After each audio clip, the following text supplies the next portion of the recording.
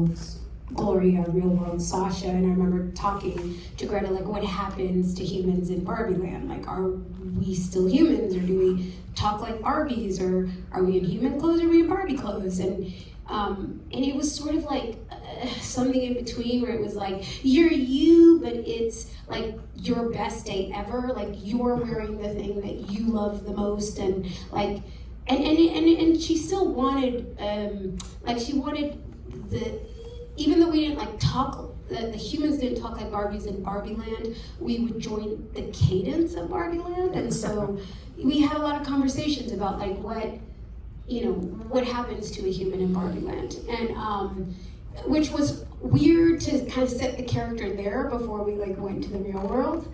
But yes, I went to Barbie dance rehearsals, and I was not invited to Barbie dance rehearsals because my whole childhood dream is just being with 20 grown women and learning choreography. Like, that's just my dream.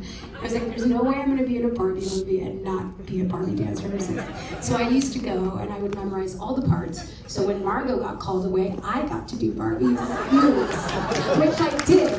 And she walked in on me doing it, and it was really embarrassing. Really embarrassing. And she was like, no, please, keep going. It was mean. I was having so much fun. It was such an intoxicating environment to be in, and then I'd have to remember, like, oh, I have to be the person. I have to represent the human race. Like, you're welcome. I hope I did you proud. But yes, that was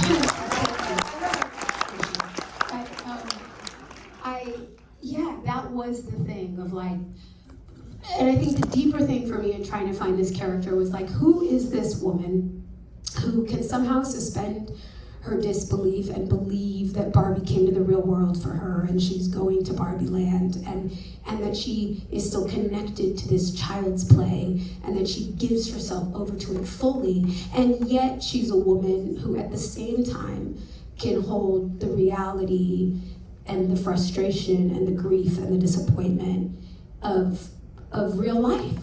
And she kind of had to do and be both of those things. And it like figuring that out, like how do those two things exist in this one character? And I think the more and more I played her, the more I realized, like, oh, because we contain all these multitudes, because we can be serious women and moms and badasses, and at the same time want to just like play and cut loose, and we should be able to get to be all of those things that we want to be. And so it was like complicated, and then shouldn't have been so complicated to figure it out, you know? We will get to the monologue in a second. You're not getting off the stage without talking about that a little bit, don't worry. But before we do that, Kate, the physicality of Weird Barbie, was that